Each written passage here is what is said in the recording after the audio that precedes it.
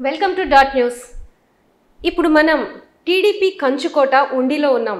ఎలాగైనా సరే ఈ ఉండిని కైవసం చేసుకోవడానికి వైసీపీ ప్రయత్నిస్తుంది. ఇక్కడి నుంచి వైసీపీ అభ్యర్థిగా పివిఎల్ నరసింహరాజు గారు పోటీ చేస్తున్నారు. గతంలో ఈయన 2019 ఎన్నికల్లో కూడా ఇక్కడి నుంచి పోటీ చేశారు. బట్ చాలా తక్కువ మెజారిటీతోనే, అంటే సుమారు 11,000 ఓట్లతో ఆయన పరాజయం పొందారు. బట్ ఈ 5 సంవత్సరాల నుంచి ఇక్కడ టీడీపీ ఎమ్మెల్యే ఉన్నప్పటికీ వైసీపీ నుంచి ఎమ్మెల్యే అభ్యర్థిగా జగన్మోహన్ రెడ్డి నియోజకవర్గంలో ఈయన గెలవకపోయినా కూడా ఎమ్మెల్యేగా ఇక్కడ పనిచేసుకుంటూ వచ్చారు. ఇప్పుడు ఈసారి ఆయన్ని ఇక్కడ అంటే ఎలా ఉండబోతుంది, ఏదైతే వైసీపీకి పంటి కింద నలుసులాగా మారిన రఘురామకృష్ణంరాజు కూడా ఈరోజు ఉండి నుంచే ఆయన కంటెస్ట్ చేయబోతున్నారు. అంటే ఇక్కడ ఇంకొక రెబల్ క్యాండిడేట్ కూడా ఉన్నారు. సో వీళ్ళందరి మధ్య ఇక్కడ మనం గమనిస్తే టీడీపీ నుంచి కావచ్చు, లేకపోతే వైసీపీ నుంచి కావచ్చు, అలానే రెబల్ క్యాండిడేట్ కావచ్చు, ఎవరైనా సరే అందరూ క్షత్రియ సామాజిక వర్గానికి చెందిన వాళ్ళే ఉన్నారు. సో ఒకసారి మనం నరసింహరాజు గారితో మాట్లాడదాము. నమస్తే అండి. సార్, ఎలా ఉంది మీ నియోజకవర్గంలో? అంటే సమీకరణలన్నీ మారిపోయినట్టు కనిపిస్తున్నాయి ఈ రోజు నుంచి. సమీకరణలన్నీ మారినాయి, అన్నీ కూడా వైఎస్ఆర్ కాంగ్రెస్ పార్టీకి అనుకూలంగానే మారుతున్నాయి. మామూలుగానే ప్రజలందరూ కూడా మరి జగన్మోహన్ రెడ్డి గారి 5 సంవత్సరాల పరిపాలన చూసి ఆయన ఇచ్చిన పథకాలతోటి ఆర్థికంగా పిల్లలను చదివించుకుంటూ, అది అనారోగ్యాలకు వచ్చినా సరే ఇవాళ ఆరోగ్యశ్రీలో వైద్యాలు చేయించుకుంటూ ప్రజలందరూ సుఖంగా ఉన్నారు. మరి ఇలాంటి ముఖ్యమంత్రిని ఎప్పుడూ చూడలేదు. మళ్ళీ ఆయనే ముఖ్యమంత్రి ఉండాలనే ఉద్దేశంతో ప్రజలందరూ కూడా జగన్మోహన్ రెడ్డి గారికి మద్దతుగా ఉన్నారు. వైసీపీ నుంచి ఎమ్మెల్యేగా ఇక్కడ గెలవకపోయినప్పటికీ కూడా ఒక యాక్టింగ్ ఎమ్మెల్యేగా మీరు ఇక్కడ ఉన్నారు. సో ఏమేమి ఈ నియోజకవర్గంలో మీరు చేయగలిగారు? ఈ నియోజకవర్గంలో 73 గ్రామాలు ఉన్నాయి. 73 గ్రామాల్లోనే కానీ నేను ఇన్ఛార్జిగా అన్ని గ్రామాల్లోనే కానీ కూడా పనులు చేశాను. రోడ్లు కానివ్వండి, డ్రైన్లు కానివ్వండి, వాటర్ ట్యాంక్స్ కట్టనివ్వండి, మంచినీళ్ళ కోసం వాటర్ సంపులు కట్టనివ్వండి, ప్రతి గ్రామంలోని కూడా చేసాం. అలాగే అన్ని గ్రామాల్లో కూడా సచివాలయాలు, రైతు భరోసా కేంద్రాలు, వెల్నెస్ సెంటర్లు కూడా కట్టాం. అన్నీ కూడా ఒక ఎమ్మెల్యే స్థాయి కన్నా జగన్ గారి మద్దతుతోటి మరి గ్రామాలన్నిటికీ అభివృద్ధికి నా శక్తిలా ప్రయత్నం చేసి అభివృద్ధిలోనే నడిపించాను ఈ 5 సంవత్సరాలు. ఇంటింటికి ప్రభుత్వం అని వైఎస్ఆర్సీపీ పెట్టిన ఏదైతే ప్రోగ్రామ్ ఉందో దాంట్లో మీరు కూడా విస్తృతంగా తిరిగారు. అప్పుడు ఎలాంటి సమస్యలను మీరు ఐడెంటిఫై చేస్తారు ఇక్కడ? అదే ఎక్కడైతే డ్రైనేజ్ సమస్యలు ఒకటి ఉన్నాయి, డ్రింకింగ్ వాటర్ సమస్య కూడా ఉంది. ఆ రెండింటి మీద గుర్తి చాలా మటుకి మరి ఎక్కడైతే డ్రైన్ సమస్య ఉన్నా డ్రైన్లు కట్టడం కానివ్వండి, అలాగే వాటర్ సమస్య ఉన్న కాడ ఓహెచ్ఎస్ఆర్లు కొత్తవి కూడా కట్టడం జరిగింది. లాస్ట్ మంతే సుమారు 8 గ్రామాల్లో ఓహెచ్ఎస్ఆర్లు ఓపెన్ చేయడం కూడా జరిగింది. అలాగా మేము గడపడకు తిరిగినప్పుడు ఏవైతే సమస్యలు చూసామో వాటిలన్నింటి మీద కూడా యాక్షన్ తీసుకుంటాం జరిగింది.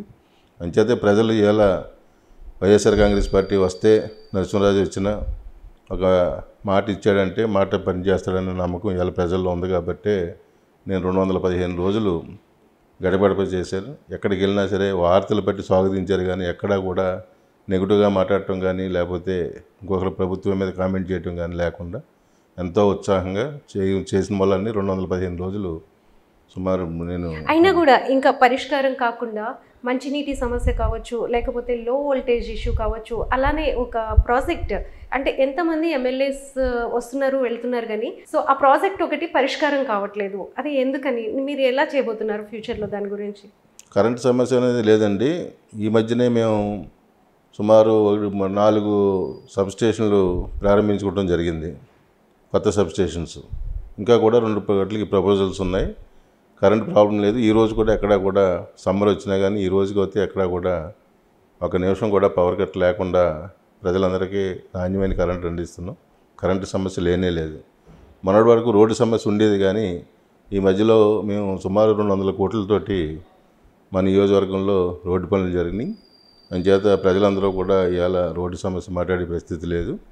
రోడ్లన్నీ డెవలప్ చేసాం. ఇంకా కొన్ని రోడ్లు కూడా టెండర్లు అయినాయి, అవి కూడా తొందరలోనే కంప్లీట్ అవుతాయి. ఆల్రెడీ టెండర్లు కూడా అయిపోయి కాంట్రాక్ట్లు కూడా ఫిక్స్ అయి ఉన్నారు, వాళ్ళు కూడా పనులు జరుగుతున్నాయి. మనం నర్సాపురం పార్లమెంట్ నియోజకవర్గాన్ని తీసుకుంటే ఫస్ట్ అంటే సర్వేస్లో కావచ్చు, లేకపోతే బయట జనం మాట్లాడుకునేది వచ్చేసి ఫస్ట్ ఓడిపోయేది ఉండి, ఇంకా 2 నియోజకవర్గాలు చెప్తారు, పాలకొల్లు కావచ్చు, తాడేపల్లిగూడెం, ఇలా కొన్ని చెప్పుకుంటూ వస్తున్నారు.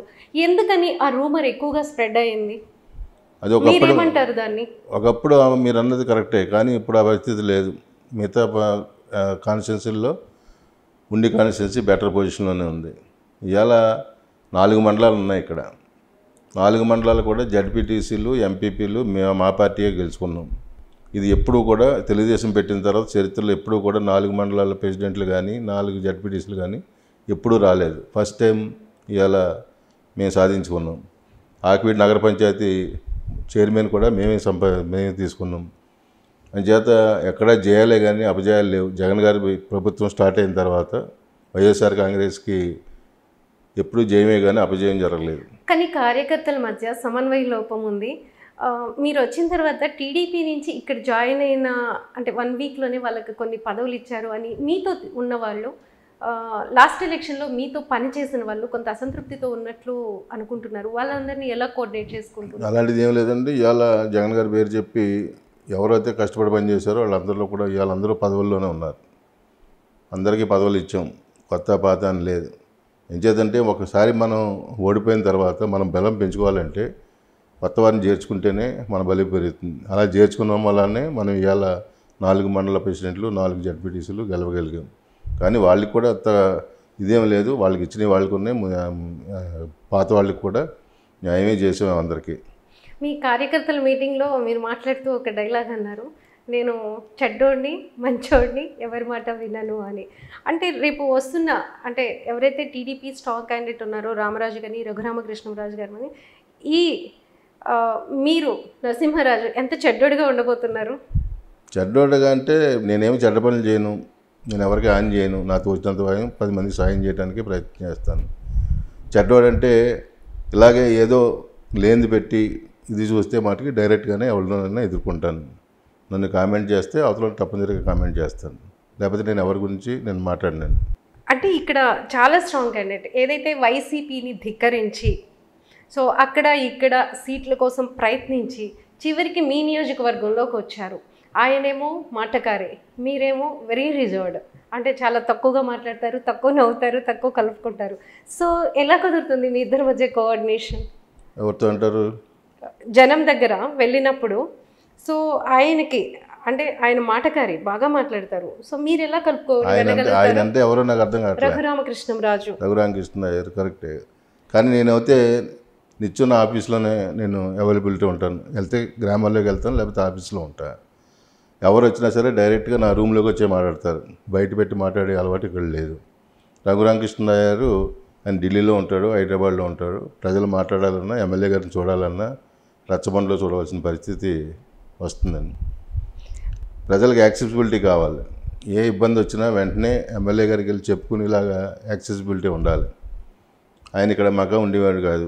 ఆయన స్టేటస్కి అసలు ఎమ్మెల్యే రావటం అంటే చాలా మరి ఎందుకు వచ్చాడో మాకే అర్థం కావట్లే. ఇంచేదంటే ఈరోజు ఎమ్మెల్యే అంటే నిత్యం ప్రజల్లో ఉండాలి. ఏ అవసరమైనా సరే అవైలబిలిటీ వాళ్ళు వచ్చి కష్టం చెప్పుకునే ఉండాలి. వాళ్ళ కష్టం తీర్చేలాగా ఎమ్మెల్యే ఉండాలి తప్పించి ఎక్కడ హైదరాబాద్లో ఉంటాం, ఢిల్లీలో ఉంటా, టీవీల్లో రచ్చబెట్టి పెట్టుకుంటే ప్రజల సమస్యలు తీరవు. చేత ఆయన దారి అయింది. నేను ఎక్కువ మాటలు చెప్పను, పని చేస్తాను కాబట్టి నేను ఎక్కువ చెప్పుకోవాల్సిన. యాక్చువల్గా ఆయన అంటే మనం మొత్తం కూడా గమనిస్తే సినారియో అంతా జగన్ గారిని ఢీ కొట్టాలనుకుని వచ్చి ఆయన సామాజిక వర్గమైన క్షత్రియ కమ్యూనిటీనే ఉండిలో ఢీ కొట్టారంటారా?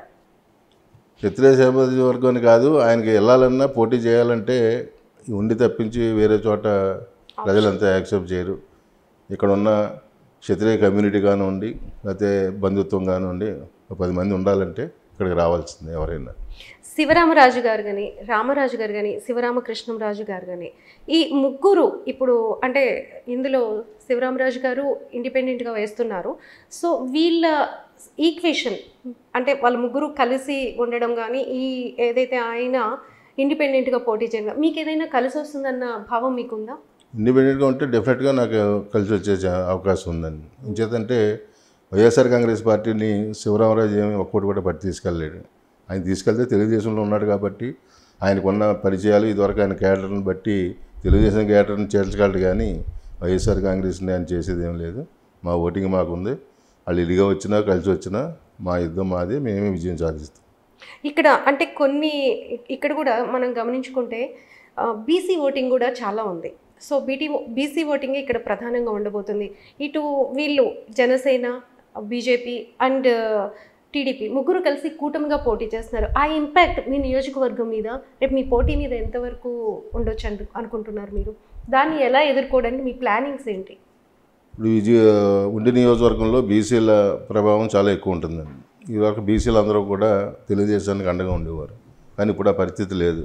జగన్మోహన్ రెడ్డి గారు వచ్చిన తర్వాత బీసీలకి అధిక ప్రాధాన్యత ఇచ్చారు. మరి ఏదైతే ఇక్కడ మేజర్ బీసీ కమ్యూనిటీ సెటిబుల్గా ఉందో అలాంటి నాయకులకి అందరికీ కూడా జిల్లాలో ఎమ్మెల్సీకి ఒకటి ఇచ్చారు, మరి మినిస్టర్ ఒకటి ఇచ్చారు. కారుమూరి నాగేశ్వరరావు తల్లిది కూడా మా కాన్స్టిట్యున్సీ, ఆయనకి మినిస్టర్ ఇచ్చారు, వాళ్ళ అబ్బాయికి ఎంపీ టికెట్ ఇచ్చారు. ఇక్కడ గూడూరు ఉమాబాల సెట్టిబల్జీ అమ్మాయి ఒక నరసాపురంలో పుట్టిన తర్వాత ఈ రోజు వరకు ఎప్పుడూ కూడా మహిళకి ఎవరు టికెట్ ఇవ్వలేదు. అది బీసీ మహిళ.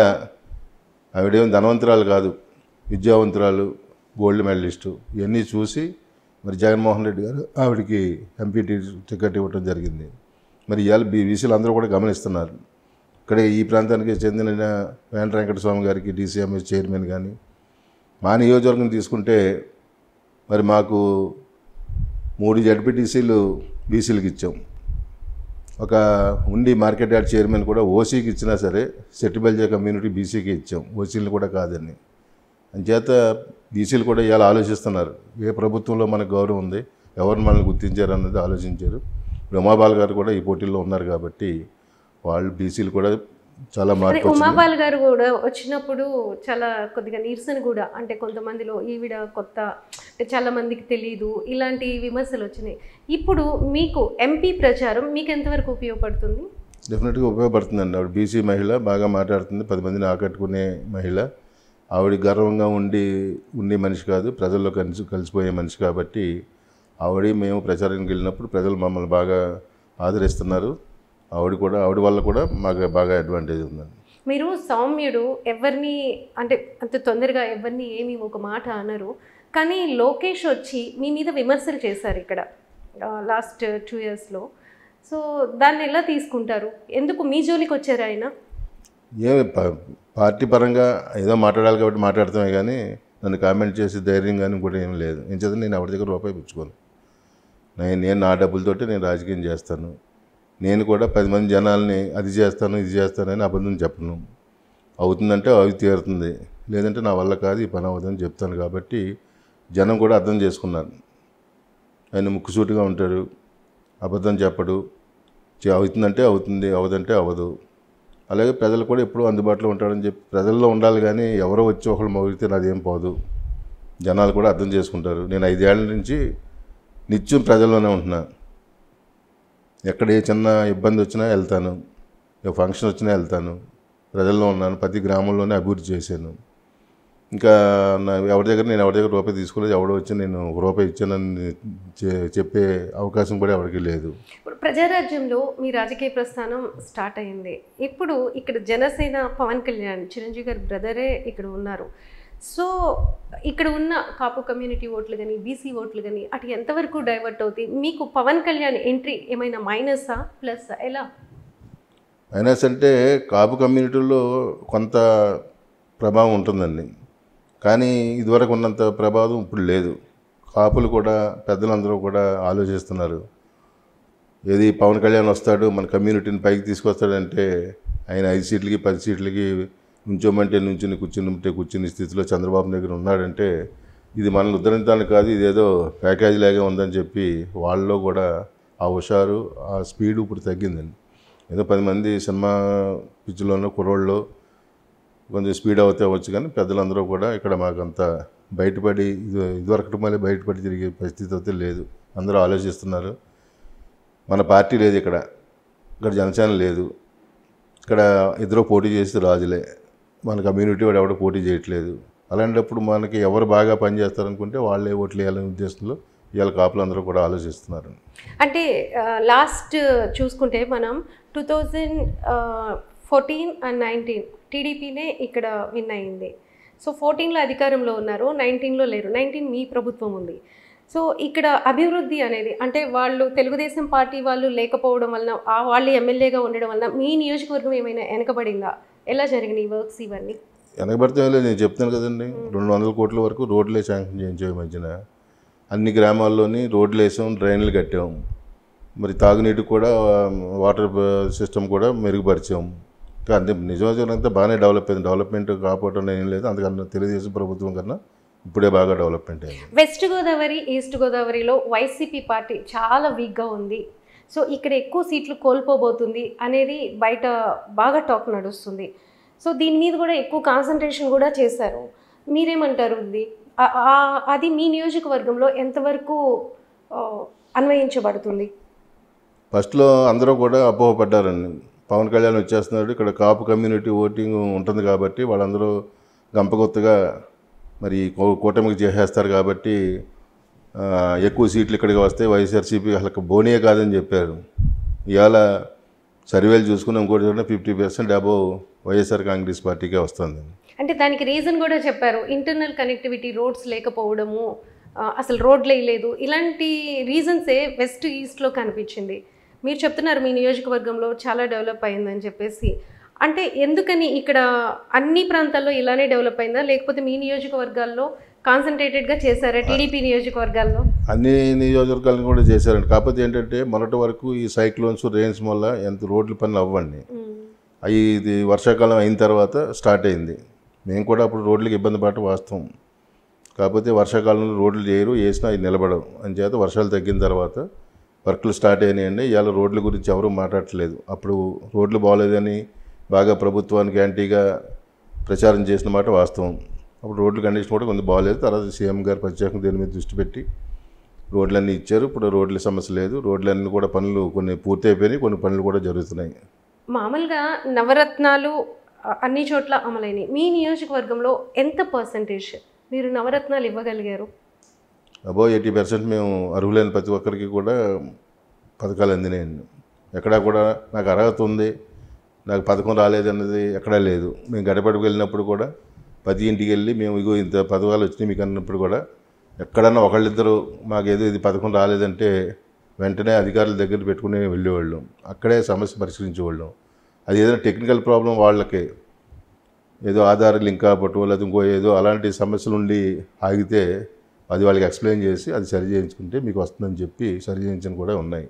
అంచేత ఎక్కడా కూడా కావాలని పథకం ఆపి ఏదో లబ్ధి పొందామని మాత్రం లేదు. అర్హులైన ప్రతి ఒక్కరికి కూడా ఇచ్చాము. ఇంతకుముందు ఉండి నియోజకవర్గం అంటే టీడీపీ కంచుకోటగానే ఉండేది. అంటే అదే టార్గెట్గా ఇక్కడ ఈసారైనా వైసీపీని గెలిపించుకోవాలి అని ప్రయత్నాలు జరిగినాయి. కానీ ఇప్పుడు రఘురామకృష్ణరాజు రావడంతో మరికొంత ఎక్కువ మీ నియోజకవర్గం మీద జనం దృష్టి అంతా కూడా పడింది, ఏం జరగబోతుంది అనేది. సో ఎదుర్కోవాలంటే మీరు కూడా ఇంకా పెద్ద స్ట్రాటజీతోనే ఉండాలేమో. అది ఎలా ఉంది అంటే ఆయన కూడా నిన్ననే అనౌన్స్ అయింది, ఈరోజే జాయిన్ అవుతున్నట్టున్నారు. నామినేషన్ వేస్తుంది. మేమైతే పెద్ద పోటీగా మేమైతే తీసుకోవట్లేదండి. ఎంచేతంటే ప్రజలు కూడా ఆలోచిస్తున్నారు, ఆయనకి మనకు అందుబాటులో ఉంటాడా లేదా, ఆయన దగ్గరికి వెళ్ళి మనం మాట్లాడగలమా, ఆయన ఢిల్లీలో ఉంటాడా, ఇక్కడ ఉండాలా అని ఆలోచనలో ఉన్నారు జనం. మేమైతే దాన్ని పెద్ద కన్సిడర్ చేయట్లేదు, సీరియస్గా కన్సిడర్ చేయట్లేదు. మా లెక్క ప్రకారం అయితే ఇప్పుడున్న సిట్టింగ్ ఎమ్మెల్యే కన్నా మాకు ఈజీ అనే అనుకుంటున్నాను. ఓకే, ఇంకా అంటే ఈ నియోజకవర్గంలో మీరు ఏ ఎజెండాతో ఇంకా అంటే ఒకవేళ మీరు అధికారంలోకి వస్తే ఏం చేస్తారు అని ఏం చెప్పి వెళ్తారు ఈ ఎలక్షన్కి? మీ ఎజెండా ఏంటి? ఇప్పుడు మీ మేనిఫెస్టో ఏంటి పార్టీది కాకుండా ఈ నియోజకవర్గంలో? విలేజ్లో ఉన్న మౌలిక సదుపాయాల మీద ఏదైతే మేము మన 5 సంవత్సరాల్లో చేయగా మిగిలినన్నీ కూడా తొందరలో. ఎలాంటివి ఉన్నాయి? మెయిన్గా సమస్య డ్రైన్ సమస్య అండి. ప్రతి గ్రామంలోని కూడా డ్రైన్ సమస్య ఉన్నాయి. కొన్ని వరకు డ్రైన్లు కంటాం, ఇప్పుడు కొన్ని డ్రైన్లు కూడా సమస్య ఉన్నమాట వాస్తవం. అవన్నీ కూడా మేము రాబోయే రోజుల్లో తప్పనిసరిగా డ్రైన్స్ మీద దృష్టి పెట్టి చేస్తామని చెప్తున్నాం. ఇంకేదంటే విలేజ్లో కూడా ఇవాళ ఆల్మోస్ట్ 90% అన్ని సిమెంట్ రోడ్లు అయిపోయినాయి. రోడ్ల సమస్య అసలు లేదు. రేపు డెవలప్మెంట్ అంతా, విలేజ్ డెవలప్మెంట్ అంతా కూడా డ్రైన్ అండ్ డ్రింకింగ్ వాటర్, దానికి మేము ప్రయత్నం చేస్తున్నాం తప్పనిసరిగా. అంటే ఇక్కడ బేసిక్గా ఏంటంటే ఇది గోదావరి నుంచి థైలాండ్లో ఉంటుంది మా కెనాల్స్ అన్నీ. ఇక్కడ ఆక్వాకల్చర్ ఎక్కువ వల్ల ఈ వాటర్ పొల్యూట్ అయ్యి వాటర్ సమస్య ఉంది. అయినా ఎక్కడెక్కడ ఫిల్టర్స్ పెట్టి అవి పెట్టి మంచినీటి అందిస్తానికి చూస్తున్నాం. అండ్ డ్రింకింగ్ వాటర్, డ్రైనేజ్ సమస్య మీద ప్రత్యేకంగా దృష్టి పెడతాం. అది కాకుండా ఒక కోపిల్ల వంతెన అని ఒకటి ఉంది, ఈ జాతీయ స్టేట్ హైవే మీద అది వంతెన ఎప్పటి నుంచో ఎందుకని పూర్తి కావడం కావట్లేదు. నేను కూడా జగన్ గారికి ప్రత్యేకంగా 2 సార్లు చెప్పాను, తప్పనిసరిగా ఒకసారి ఆయన టెండర్ కూడా పిలిపించారు కానీ ఎవరు టెండర్కి రాలేదు. దానివల్ల అది ఆగింది. అంటే ఎందుకని అది అలా టెండర్ కి రాకుండా అంటే వాళ్ళ క్యాల్కులేషన్స్కి వర్కౌట్ అయ్యడానికి మ్యాచ్ అవ్వక టెండర్లు పడలేదు. అది స్టిల్ అలాగే ఉంది. దాన్ని తప్పనిసరిగా ఫస్ట్ ప్రయారిటీ కింద పెట్టి మాకు అధికారం రాగానే వెంటనే నేను ఎమ్మెల్యే అవుతే కనుక ఇమీడియట్గా కొబ్బరికాయ కొట్టి దాని పని ప్రారంభిస్తాను.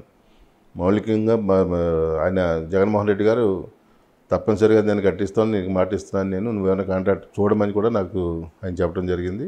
ఆ పని పూర్తి చేస్తాం. దానికి చాలాసార్లు ఈ శివరామరాజు గారే ఎమ్మెల్యేగా అప్పుడు 3 సార్లు 4 సార్లు కొబ్బరికాయలు కొట్టారు కానీ ₹1 పని కానీ ఏమీ జరగలే. నేను మాత్రం నేను ఎమ్మెల్యే అవుతే నేను ఆ వంతెన వేసి చూపిస్తాను. థ్యాంక్ యూ సో మచ్ అండి, చాలా విషయాలు చెప్పారు. ఈ నియోజకవర్గంలో ఎప్పటి నుంచో పరిష్కారం కానీ ఆ సమస్యకి ఈయన సమస్యకు పరిష్కారం చూపిస్తానని చెప్తున్నారు. దాంతోపాటుగా రఘురామకృష్ణంరాజు ఇక్కడికి వచ్చినా కూడా ఏం కాదు, నాకు అసలు ఆయన పోటీయే కాదు, ఈసారి గెలవబోయేది వైసీపీనే, నరసింహరాజే అని చెప్పేసి చాలా ఖచ్చితంగా చెప్తున్నారు. ఆల్ ద బెస్ట్ అండి. థ్యాంక్ యూ అమ్మా. Thank you so much.